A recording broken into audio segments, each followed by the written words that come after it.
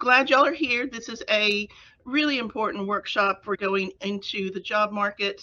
So where we're going today, we're going to talk about what DEIJ is, what diversity is, why it matters. I'm sure y'all are very much aware of DEIJ. It's become so much more important with respect to the institution, academia in general, but we want to make sure that you recognize what the perspective is and what you need to be thinking about with respect to what you're going to start writing. And then we're going to talk about what a diversity statement is and what it should say, as well as discussing the multiple facets from that worksheet that I sent y'all. And we'll look at how to start, the 4 steps, and then the formats and the structure that you can use to help you do that. And always feel free to put your questions into the chat. I will answer them as we go. So let's do some group brainstorming in the chat. What are, to you, what are the different types of diversity? So when you hear about diversity, what words pop up to your mind? What do you think of when you hear of diversity? Gender, okay. Sex, race, cultural, yep. What else? There's a whole bunch. So socioeconomic status is SES, great. Neurodiversity, yes, good.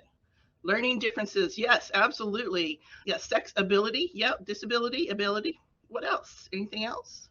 Age, absolutely, yes. Background, your experiences, your background, your family situation, nationality. Y'all have a good handle. Y'all mentioned some that I rarely see mentioned. All right, so then let me ask you, what does DEIJ, diversity, equity, inclusion, and justice, and belonging, which we'll talk about in a second, what do those mean to you? When you think about that and how it applies to you, what does it mean to you in the context of its impact on you, perhaps, or how you interact with others? Type that into the chat. Embrace the differences, yeah. Equality, yes. What else? See, intentionally being inclusionary and also mindful of how you may be exclusionary, even unintentionally. Excellent. Great statement. What else? Learning from the differences, yes, definitely. Hearing and seeing and experiencing what others you would not necessarily experience. Equal opportunities for all, yes. Good. Including and respecting individuals from all backgrounds, as well as valuing their unique ideas and perspectives. Absolutely. Excellent. I mean, some people have been hurt for so long. Just making a change now does not remedy lifetimes of injustice. And I think the idea of justice is a really important part of DEIJ, giving people who have been historically oppressed opportunities. Yes. Providing that equity, which we'll talk about that equity as well as that justice. Excellent. Really great responses, y'all. So how much DEIJ is there in your field? And we have a bunch of different departments here. We have health promotion, education, behavior, earth, ocean, and environment. So how much DEIJ is there in your field? As a speech and language pathologist, I work in the medical field where all walks of life come together. Wow, cool. What else? Not much in mathematics itself, but it's super important in math education in the mathematical community. Yes, good. What else? Oh, yeah, in public health, it's pretty central. And that's a great point that departments are trying to be more inclusive. Whether that's actually working is excellent. All right, next one. Why is DEIJ important in your classes and your teaching? Why is it important there? What do y'all think? Because it's important in everything. Yes, very much so. I went to a webinar on DEIJ in classes and what that means and what it looks like. And I came away from that and I posted on Twitter and I was like, I cannot believe how important DEIJ is in classes. And we are only just now learning about it. So it really is. Completely agree. To accommodate the different needs due to students' backgrounds and learning style. Yes, good. Why else? Because the world is diverse and the students will be actually interacting with people in the real world. Absolutely. Diversity promotes inclusivity, creativity, and innovation. Absolutely. All right. Why is DEIJ important in your research or scholarship? And for some of y'all, you may say really perhaps not that important. It is collaborations, interdisciplinary work, programs, those types of things. Why is it important in your research or scholarship? If anyone wants to add to that, what do y'all think? And I think with this question, while y'all are typing, is to think about it at the different levels. So not only does my research do this, but why is DEIJ important with who I work with with how I communicate it. Let's see, research we're conducting in our lab includes stroke patients and how socioeconomic status impacts their life participation. Yeah, absolutely. Excellent. Let's see, anything else? And go ahead and type it on move forward since we answered this already a little bit earlier. Oh, let's see. My research directly examines teaching geoscience in higher ed. So it is the base route in ensuring we see successful DEIJ within the fields of geoscience as well as successful communication with the public. Absolutely. Yes. So why do you think institutions now request diversity statements? And again, you can be honest here. Lucilla says because in public health, some populations have been more negatively impacted in terms of health more than others. And so it is important to address those health needs. And those are responding to question 5. Yeah, absolutely. More impact, negative impacts, and needs to be addressed. So again, let's see, there are always groups of students who are marginalized from the majority in this international and diverse world. Yes, it's important that institutions are asking for these statements because we want to make sure that people are thinking about this and bringing this with them. To be more aware of the importance of DEI and apply them in work. Yeah, absolutely. Let's see, make sure you can collaborate and work well with the diverse faculty and student body. Yes, certainly, because it's now being more openly talked about. Okay, excellent, excellent, excellent brainstorming and discussion here. So y'all mentioned these different types of diversities. You pretty much covered all of these. Of course, geography, nationality, experience, disabilities, socioeconomic status, skills, culture, perspective, so many different types of diversity. And I put this up here. This is from National Institutes of Health. And I just think it's a great visual for you to think about which of these I fall into, along with a couple of the others that y'all had mentioned as well, neurodiversity, those types of things, because you can speak to any of them that you are a part of, all of them if you wish, whatever it might be. And so kind of opening your mind to, oh, I didn't really think about this. That's something that you can talk about in your diversity statement if you would like.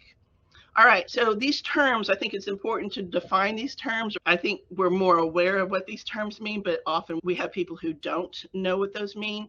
These terms, definitions come from the Ford Foundation, which is a foundation that provides grants and resources for supporting DEIJ, not just in the United States and in our communities, but across the world. If you're not aware about Ford and their resources, they are a great website to explore. Let me put that link into the chat for y'all. So basically, diversity is the representation of all of our varied identities and differences, all the ones that you mentioned. A couple that I have come across in some of these workshops, tribe and caste. I think that those are interesting. Y'all mentioned thinking and communication styles, these identities and differences collectively and as individuals. And we're striving to, as y'all said, proactively engage, understand, and draw on a variety of perspectives that are in this diversity. Equity seeks to ensure fair treatment outcomes. Equity, as y'all know, equity and equality are two different things. And fair treatment and access to information and resources for all. And I think we all saw from the pandemic, fairness and access to internet was not there or other resources. So it really has come to the forefront. And recognizing there have been and still are different barriers for different groups of people. And what equity does is it creates opportunities for this equal access and success for historically underrepresented populations in both representation and resources. Next term is belonging, and the Office of Diversity, Equity, and Inclusion here has really been pushing to incorporate this because it is such an important part of the student experience here at USC. So belonging can include feelings of understanding, respect, connectedness, membership, or mattering. I love that word, mattering. So a sense of belonging is influenced by the classroom and the university culture, as well as individual actions taken by faculty, administrators, staff, and students. And importantly, for someone to feel accepted, they must be welcomed exactly as they are, not a more desirable version of themselves that what someone wants. So I think that's a really great definition to think about. Inclusion builds on that culture of belonging. And so what it does is it actively invites the contribution and participation of all people. I love this phrase, every person's voice adds value, their experiences, their background, all of those perspectives, and no one person can or should be called on to represent their community, whatever that group is that they belong to. And then justice is long-term equity, which some of y'all mentioned in the discussion. It looks to create equity in systems as well as individuals. And it tries to fix the systems in a way that leads to long-term equitable access for generations to come. So it's future forward, essentially. So some of you may have seen this diagram, the difference between inequality, equity, equality, and justice. So can some of y'all put into the chat what you see the differences here are between these four definitions as it's expressed in this cartoon? What do you see inequality is, what is showing you on the tree and the persons that are there? If you want to talk about what you see, how it relates to those four terms, I can type into the chat while I do this really quick. So like with inequality, what is it in the picture that is unequal? Yeah, access to the apples. And not only access to the apples, but look at how the tree is also bending towards the person, and there's fewer apples on the other side. So this gets to, yeah, the side of the tree you're standing on, exactly.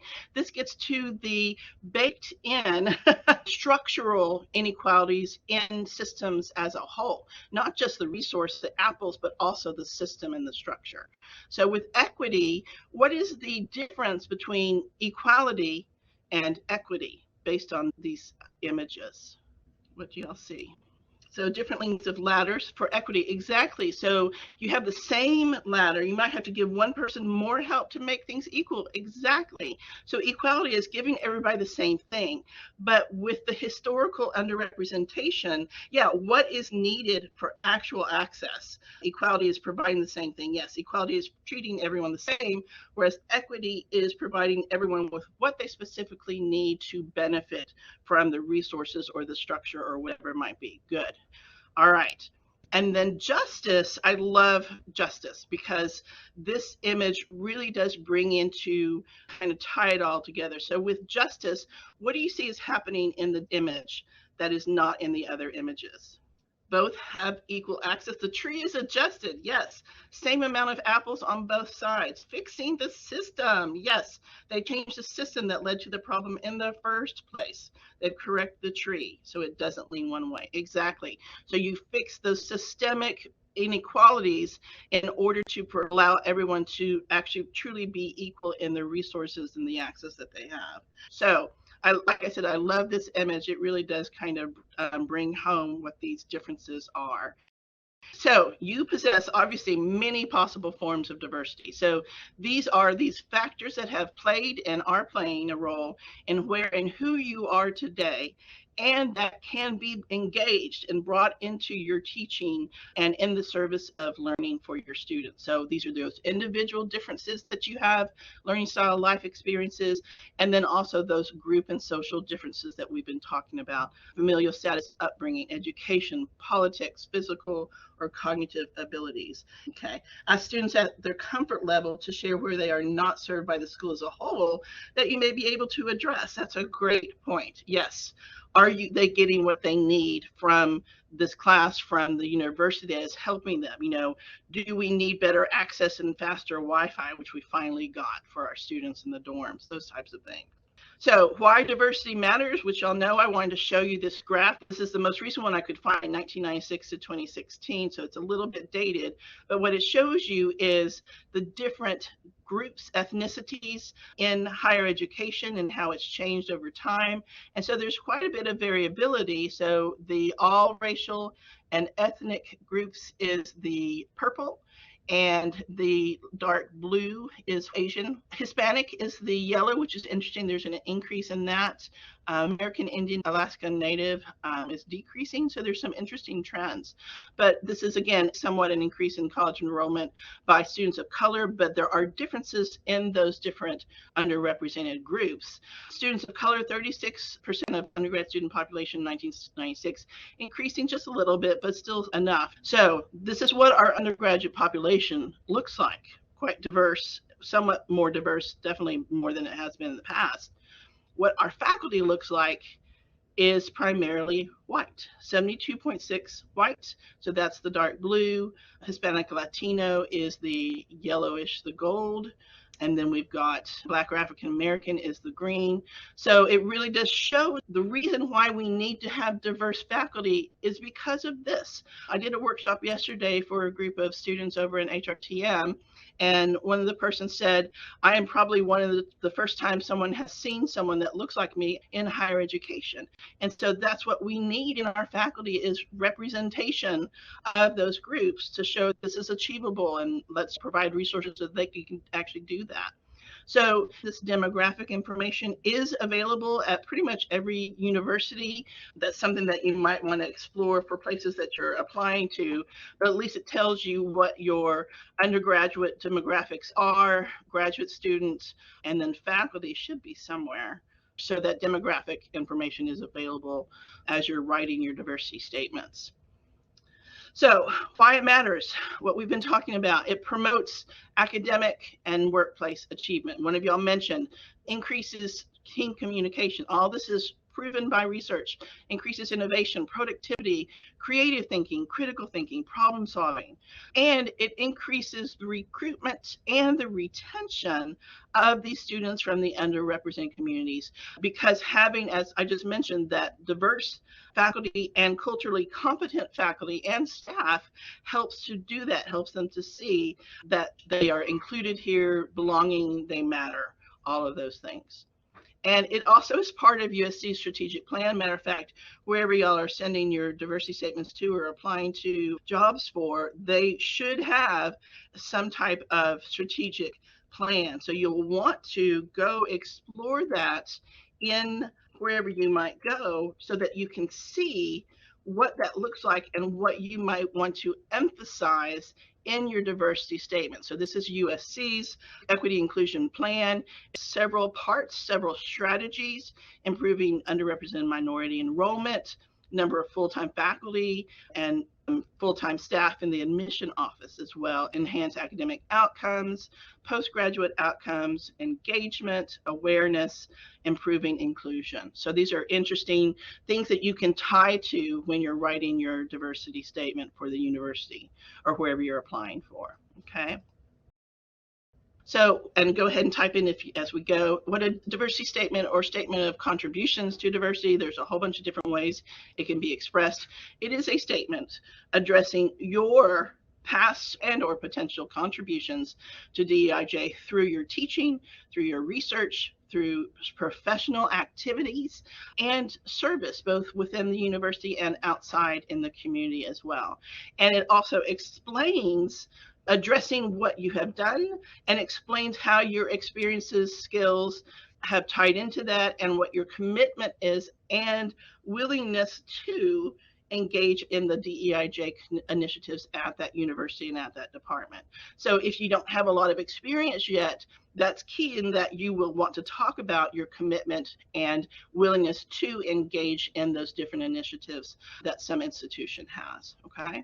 So what it should show is awareness of the obstacles, which y'all appear to be very aware, which is awesome, that underrepresented or disadvantaged groups have confronted in higher education, that you're showing evidence of cultural competence, that you understand issues of the day. This doesn't mean that you obviously think that you can solve the issues of the day or the issues that you've dealt with are the same as others. That's very different. We'll talk about that in a little bit as well. And then how to support different marginalized groups. And you have the capacity to respond in pedagogically productive ways to the learning needs of your diverse students. So you know how to encourage learning in diverse students, divergent perhaps, or different learning abilities, all of those types of things. And you've had personal engagement with different underrepresented communities. And again, you're going to have different ones. It's not like they're expecting you to have this type of engagement on all of them. That's impossible, but that you have had some experiences with that. And how you will use your awareness in concrete ways in your research, teaching, and service as it's connected to the university or the department's goals, okay? So it's very important that you recognize that your social identities, whatever they might be, are not being questioned. What they're looking for is that you talk about how you will contribute to DEIJ advancement, implementation, perhaps in your discipline at that institution, in your classes, in your community. And it can be tied to past experiences and other things that you've done in the past. And then how you will support and appreciate the contributions of all members of that community, how you support those groups wherever you might be going. Okay. Now, do know there is not a perfect unicorn. There is not a perfect unicorn statement. Your statement is going to be very personalized. It absolutely should be personalized. Don't say things that you expect they're going to want to hear. It needs to be all related to you, your experiences, who you are, the groups that you belong to, what you believe, things that you have done. So again, make it personalized. Very, very important to do that. So feel better that there's not this perfect thing that you have to live up to, because everybody is different. And some of y'all may have very little experience, which is understandable if you're just graduating with a master's or a PhD and you haven't had a lot of opportunities, perhaps. So say you haven't experienced many issues personally, or you recognize that you have certain privileges, you're acknowledging those privileges. So you can still demonstrate commitment to DEIJ. So you need to do that. So you need to describe what you would do to support the DEIJ initiatives that's in their strategic plan, and the things that you see going on their campus, which I'll talk about in a second, and really talk about what you will do, how you might implement things, what you would do in the classroom, how you would mentor, all of those types of things. So talk about what you will do based on what your understanding is of DEIJ issues. All right, what the statement is not, it is not just description of observed differences. It's not this is what diversity is. If it's a definition, take it out because it doesn't need to be there. It should not be just a story of your own difference, because you need to pull in, yes, background, perhaps if it's tied to why you do certain things in the classroom, or why you are part of these different groups, or why you've developed this program. So you need to tie it to what you're doing now and what you plan to do in the future. I'm not saying that you're not going to talk about what your past experiences are, which we'll get to, but it needs to be not just your story. Okay. It is not just your personal philosophy of diversity. And that doesn't mean that you won't talk about why you value diversity, but you don't want to just say, I think diversity is important, and talk about that. You need to bring in and show practical, real evidence of your recognition of the importance of diversity, but also how you do it practically as well, what you have done or what you want to do. So again, all of these, it can be included if these are tied to your teaching, research, service, using concrete examples. Okay, hopefully that's clear. So let's talk about the steps, 4 steps.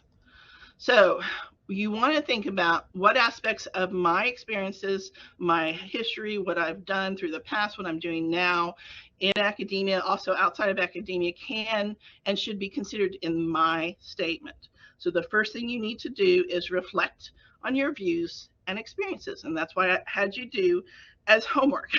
So go ahead and pull that document out, and I'm gonna have y'all contribute and add some of the things that you wrote into the chat, so we can kind of see the diversity of what people do. You're not going to have to type it all in, or copy paste it all in, but just some good examples. So the first one let's do is the reflecting on your views, your personal understanding, experiences, and awareness of DEIJ.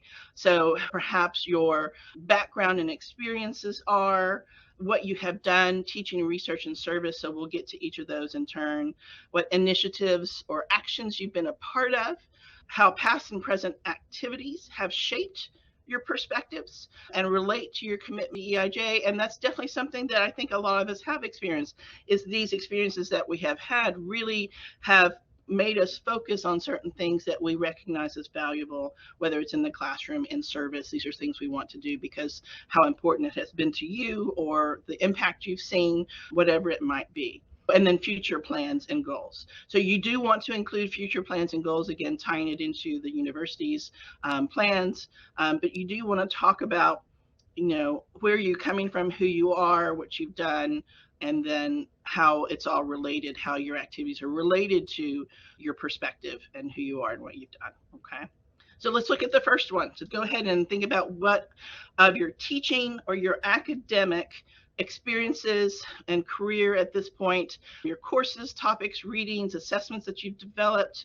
Is it a pedagogical approach that you use? How have you adjusted learning activities to different student needs or encouraged inclusion? Have you mentored different diversity groups or students? So go ahead and put into the chat an example or two that you have thought about that you want to use in your diversity statement. All of these need to show how DEIJ informs your approach to teaching and the academic community in general, and relates to your commitment to DEIJ in the classroom. So what are some examples that you think you can include in your statement related to teaching, pedagogical approach, mentorship? So go ahead and put that in the chat. Hopefully y'all are typing. All right, choose a textbook with included diversity segments within, yes. Or add an additional text relating to diverse populations, yes, definitely. Awesome. What else? So I'm not a professor yet, but in the future, I plan on potentially or implementing things like attendance not being mandatory, and providing material in a couple of different formats for students that may have kids that, you know, their kids are sick or things of that nature, to give space for life. But would that be something we include in a diversity statement? Like, yeah, because that's part of teaching. That's something called universal design for learning, or let me type this in, universal design for learning, or UDL. That's a whole field of teaching, of pedagogy, of what you can do in the classroom, doing those exact things that you're doing to help support underrepresented groups or groups who have not had the opportunities or not have resources available to them or have different needs. So yes, great example. Let's see, we have assigned case studies that are in an international context. Yes, good. Choosing diverse guest speakers for the class. Absolutely, yes, that's awesome. Just to see the differences of what can be done and who's out there and what they're doing. Other examples, you know, readings, assessments, like you said, case studies perhaps, that are different groups. One of the things I do with respect to attendance is I give my students, I had say, 2 freebies. I don't want to know what's going on if you don't show up. That's whatever the attendance points are for that day. I'll waive them. We know we all have issues. We need, you know, me time, self-care. I'm totally fine with that. So using diverse works of art as examples and case studies. Good. Okay. Any other questions that you have about what you might be able to include in the teaching academic realm? One of the things I did whenever I give workshops, and I like have case studies that have names, and just even the little thing of making sure that all my names aren't white people names, but having a diversity of name types, because that's who we see, you know, those are the people we encounter. And so having that, when you hear a particular name or a description, and you're going to have that image in your mind, you want to make sure that you are inclusive in those different images. I'll go ahead and move forward. So the second one is research and scholarship. Include or describe your research and scholarship if it involves social inequalities, power, interactions between groups. I'll mention the health disparities, all of those things, social economic status. Outline how or why your research speaks to DEIJ issues, if it does, like what Marissa said with geoscience education and access and abilities, how it ties in with diversity related scholarship that is already out there, not just cross-cultural, but interdisciplinary, how it also ties in with perhaps campus or community programs. Maybe you have students do experiential learning in the classroom, which is something you could talk about with teaching, but you also have them reach out to community groups. They may be part of research projects. Those are things that can be included. And then mentorship is important. How you create an environment of inclusion with the mentees that you have, with undergraduates that you may have, even among your colleagues of graduate students or faculty that you work with, staff, whatever it might be. That's still important in creating the feeling of belonging and inclusion in your research and scholarship. So what are some of the examples that y'all do with respect to your research and scholarship that you're going to likely include, or that is a good example? Some of y'all have mentioned it already above, but what are some other examples? Let's see. My research identifies neighborhoods in South Carolina in need of infrastructure improvements to address pedestrian and cyclist safety, environmental justice, and chronic disease. Wow, that is awesome. That's so cool. So one of the things that I recognized, my background is in marine science and climate science and sediment cores and climate change. And yes, there is a relationship to that, but thinking about not just that, but in using my research and my experiences and recognizing inequalities of who I can communicate with, the groups that I reach out to show this is what a marine scientist look like, in K through 12 classrooms. Those are things that can be tied to my research to show students, yes, you can do this too, who may never have seen someone who's in marine science before. Any other examples you'll want to share with research and scholarship? One of the focuses of my dissertation is highlighting that the Hispanic Latina experience of health disparities are not one lump sum because we exist in a range of Hispanic heritage, awesome, with different historical relationships with the US. That is so cool. Definitely probably an area that has a dearth, a lack of information. Wow, so cool. So absolutely talk about all of that. How do you acknowledge the work you're doing in DEIJ while acknowledging your place outside of some of the groups you are working to even the playing field? So recognizing, you're talking about the fact that you're a white female, basically, and you're coming to areas that would be socioeconomic, low socioeconomic status and all of that. And so again, there's this idea if you don't want to have this savior mentality, so what you would talk about, because that's not what this is about. What you would talk about is the fact that based on your experiences, things that you have seen, people you have talked to, programs that you've been in, you recognize how important it is for you to do things like outreach to these groups. And I think that you're white female, the fact is that you recognize how important it is just to do the outreach of this information, this field of someone from higher education coming and talking to these students who may not have that opportunity at all, is something that I would talk about, if that makes sense. And you can say, recognizing that I come from, as a white female, I come from a privileged background. I recognize that these are things that need to be done, and I want to do these to provide those resources to educate the next set of geoscientists who may be out there, get them excited about the field. All right, I'm gonna go ahead and move forward. So service, so much service, academic service, professional service to your discipline outside of the university, community service, there's so much. Anything that's a commitment to DEIJ beyond just a CV-like list. So yes, you'll have in your CV list of these programs, but expand on that. What did you do? How did things work? What was the results? If you were to describe one of those things that were a bullet list in your CV, how would you describe it with respect to service and DEIJ? So involvement in service or leadership positions in organizations, what you've accomplished doing so. So don't just list I was president or vice president of this group, but tied to DEIJ as that leader person. Mentorship of underrepresented students, again, this can go in multiple places, so how that reflects your commitment to diversity. If you do mentorship outside of the university, in the community, all of these things can fit in here. Yeah, providing pro bono service for underserved groups. Awesome. Yes, that's definitely a good one to talk about. How you got involved and what you do, what specifically that service is, and why it's important to do that. Those are all things you want to talk about. Anything else? Go ahead and put in something so we can see the diversity of stuff that y'all do. Let's see, I am part of the DEI committee, that the Center for Community Health Alignment, that is already generally focused on service, but the DEI committee is basically mentoring and providing a space to discuss with colleagues on DEIJ topics. That's great, because that connects, not only to people who have similar interests, but then you have that networking and that brainstorming and that innovation and creativity that can come out from that. That's awesome. I'll go ahead and move forward. And then, of course, personal, we've talked about a little bit of this, but how your own life has been shaped by these various academic social positions that you occupy.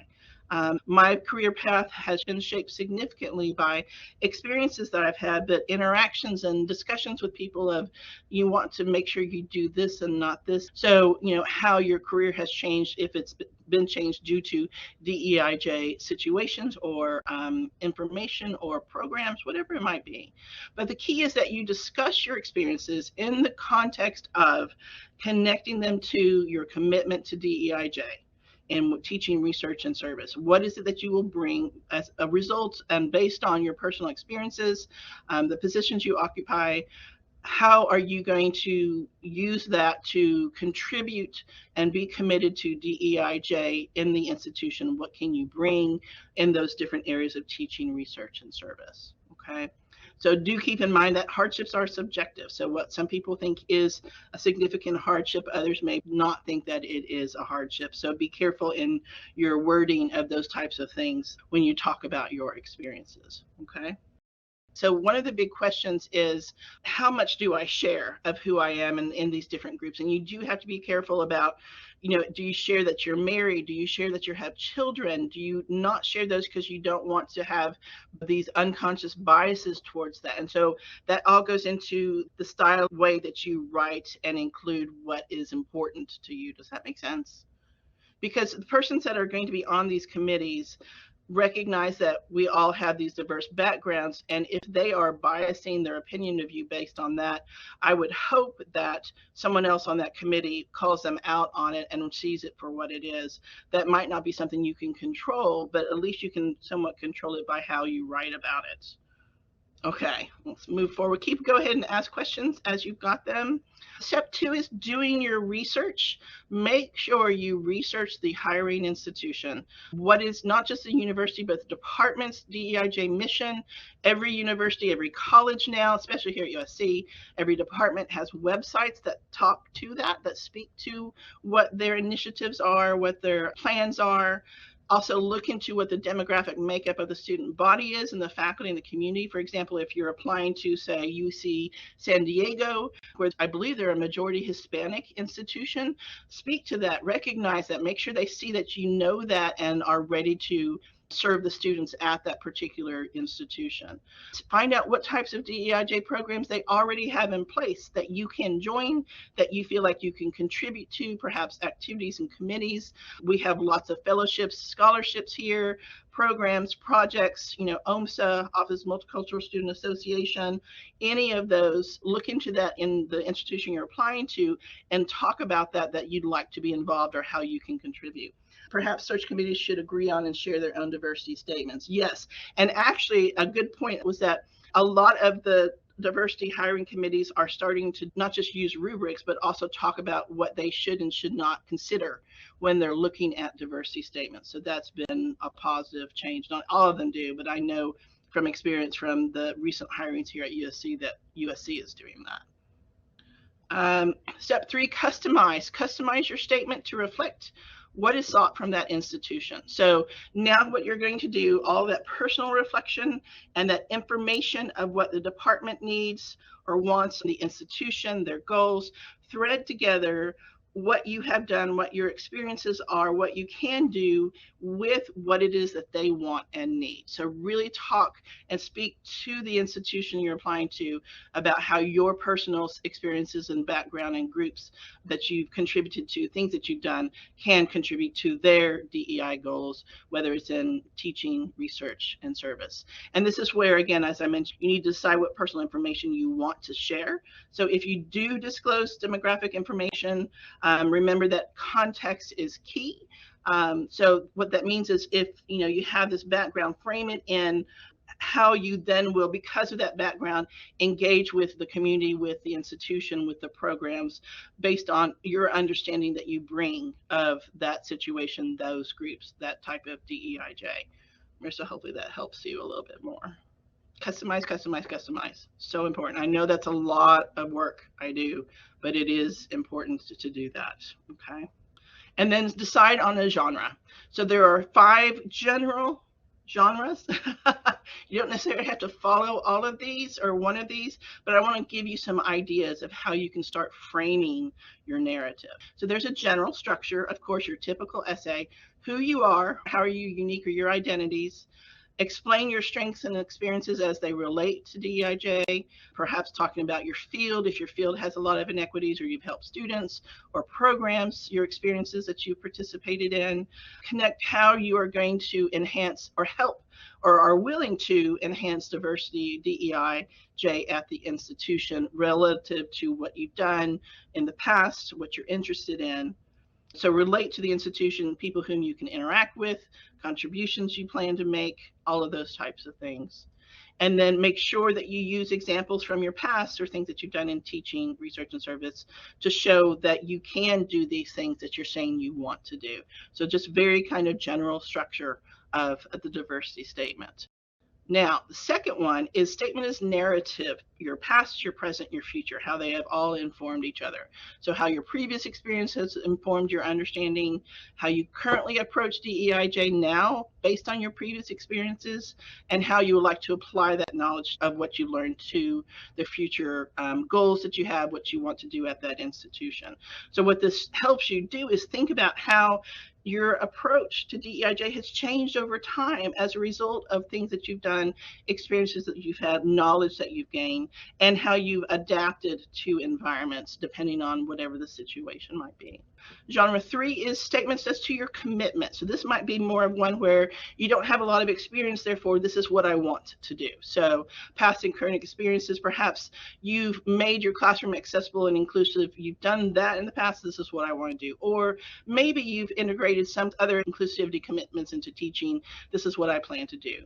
Maybe you've only done some research, or maybe you've done all of these things actually, or you've worked with specific groups of students. So these are the commitments I have done. This is how I will plan to do it at your institution. So thinking about how DEIJ is an integral part of who you are, your classes, your research, all of that, and how you connect that in your outside of the classroom. Genre 4 is the narrative on teaching. So how do you apply DEIJ in the classroom? How do you serve different groups with respect to your teaching and your inclusion in the classroom? Foster different perspectives, how your material reflects different perspectives, which many of y'all have talked about. So this shows what is distinctive about your teaching and how it serves the students that you have, but also the students you will have at the university. And then 5 is autobiographical. So you as an individual, it's a little bit different from the statement as narrative, but this shows how DEIJ issues have impacted your career. So maybe self-identify or maybe just focus on teaching experiences with different populations. Talk about your own experiences as a member of a underrepresented group, how you've grown to understand DEIJ through your education and instructional experiences, and how you've been impacted perhaps by DEIJ through your career. So again, it's not necessarily the growth, but what has happened and how you have thought about that, reflected on that, and perhaps made changes, or these are things that you do because of that. So what's important about genre is it helps you focus your narrative of what you write and how you craft it, which is really important. And there needs to be connection and flow.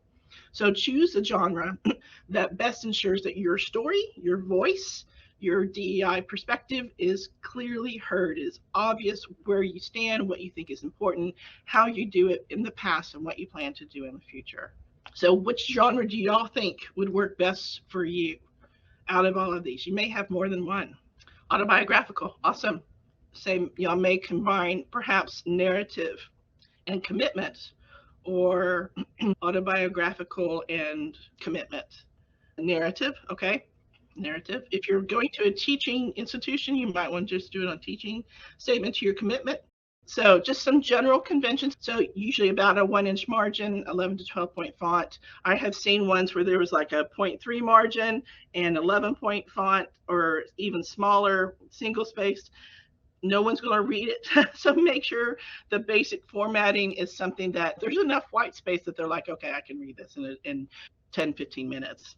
It may not be a standard statement request. There may be requested that it's included in a cover letter, your teaching statement, your personal or research statement, or all of them. So it may ask you to fold in DEIJ into your teaching and research statement, or you may have a separate statement. There may be general or specific prompts, and I'll show you some examples in a second. So make sure you look and see what they're asking for. I saw one today that said a vision of your teaching. I was like, whoa, okay, that's new. But so that's a little bit different way of looking how they phrase things and what they're looking for. And the weight of this is given different levels depending on the institution, the committees themselves. So that's not obviously something you can control. So you still want to make sure you give the best one you can. If it's in a cover letter, highlight your fit with the institution. If it's in a cover letter, you really want to just focus on, bam, this is what I have done, my research, my teaching. This is what I want to do with the local community because I've done this in the past. But don't overstate your connection and fit, but connect them with the examples. You're interested in this because I have done this in the past. These are things that I have incorporated in the past. So some don'ts: avoiding comparisons that equate diversity and equity experiences, so equating groups. That truly diminishes the concerns and shows you're not as aware of issues. No generalizations of groups, that's just bad to do. No saving narratives. Don't create a minority experience if it's not one, or minoritize something that is not. And don't say your story gives you a clear or full understanding of what everyone else experiences, which I think y'all are fully aware of. It absolutely does not. But not being specific, make sure you have concrete examples. And if you've not had those experiences, talk about how you would work with these groups based on your current knowledge. So here's some bad examples. So I'm from an underrepresented group, so I understand the need for diversity. Don't say that.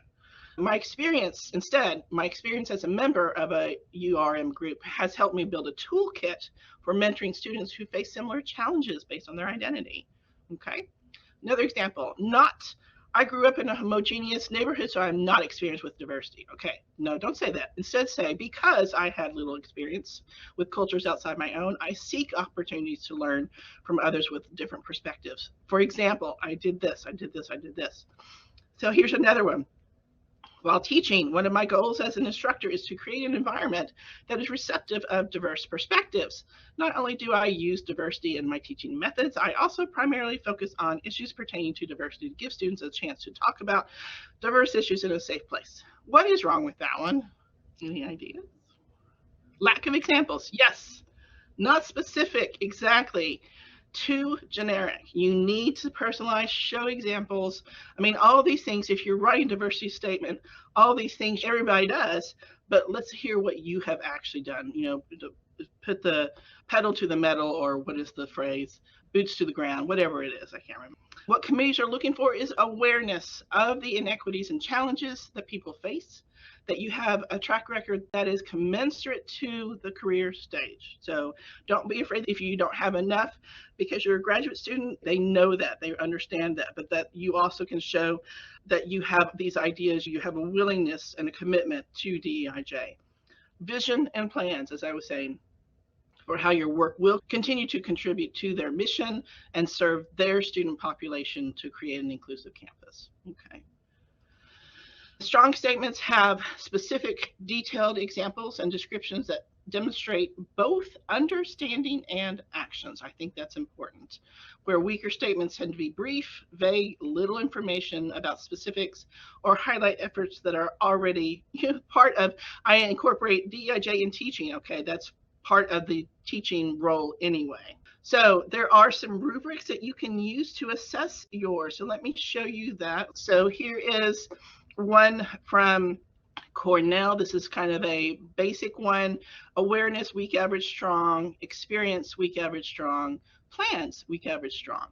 The second one is actually one that Michelle Bryan from Office of DEI and I used to put together the rubric that we use to review the diversity statement of the new student affairs director, so VP. In other words, this is a really good one. So this rubric from Berkeley, of course it would be good.